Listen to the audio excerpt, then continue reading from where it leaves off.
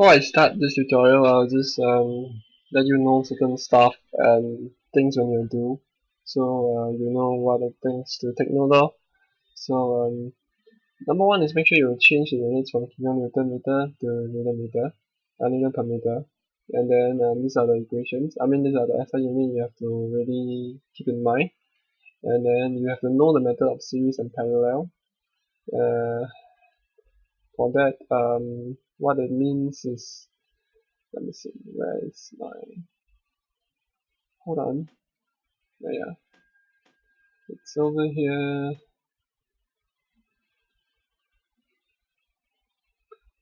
It's series and parallel. Okay, so for spring connected in series, okay, this is one spring, the second spring. You are doing in terms of this equation analogous to resistance in the parallel circuit. For if you are, so it's a bit different from the electrical things lah. So when you series, you do parallel. When you parallel, you do series. You know. So these are the things, and then just to let you know, okay.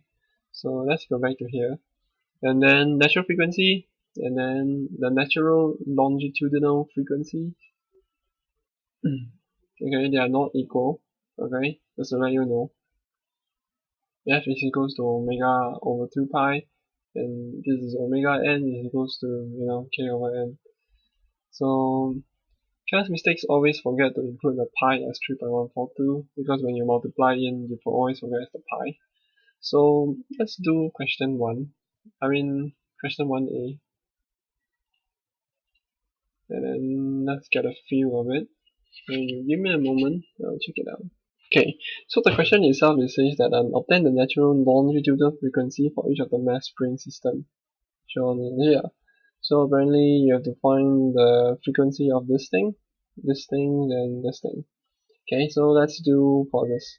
Okay, and then yeah. So the first thing first we need to find is actually find the k. Okay, so since we know that k itself there is no series or parallel, it's just one spring only. Okay, we just get omega n is equals to k over n, and make sure you change 1 kilonewton to newton. Okay, it's in terms of newton meter, so therefore you get this thing. Then in hertz, because you're now dealing with radian per second, you haven't finished yet. Okay, we are dealing with only natural frequency. So now we have to find the longitudinal frequency.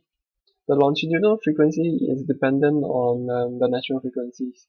Okay, as you can see, it is part of the equation of the longitudinal frequency.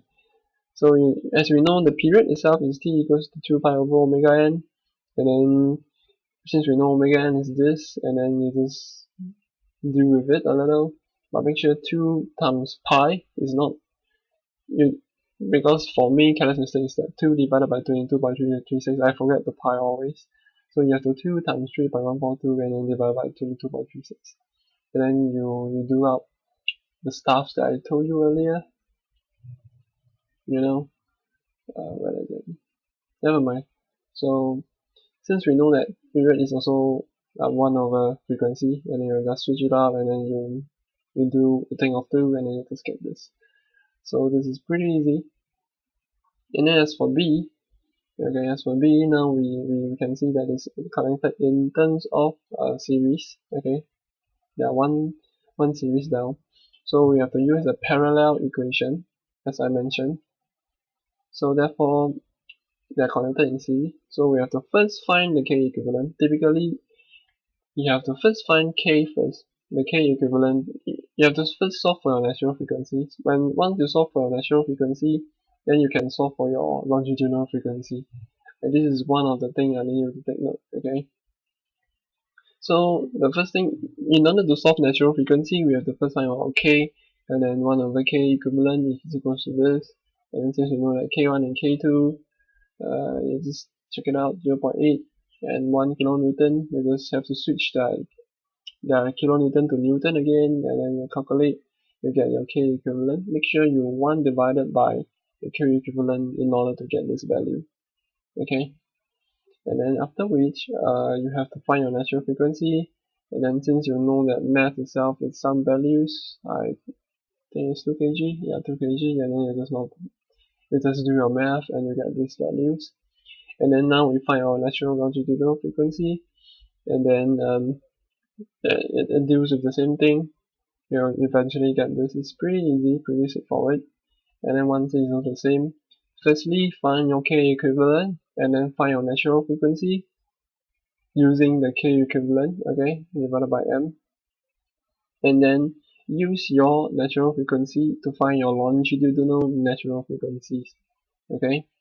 As I said earlier, the longitudinal natural frequency is different from your natural frequency. Natural frequency is when you pull it down and then you let it go. It's like this. It's a natural frequency of one spring. But however, when you're dealing with two springs or more or whatever, you are complicating the situation. So therefore, you have to find the natural longitudinal frequency. That means the overall longitudinal movement of the frequency. Okay, so longitudinal frequency for this is just natural frequency. For this is in terms of you have to combine the constants k, stiffness matrix k of the whole system in order to get things like that.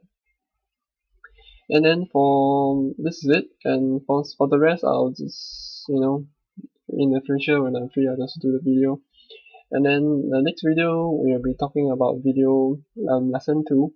It's kinda tough, so yeah, so see you.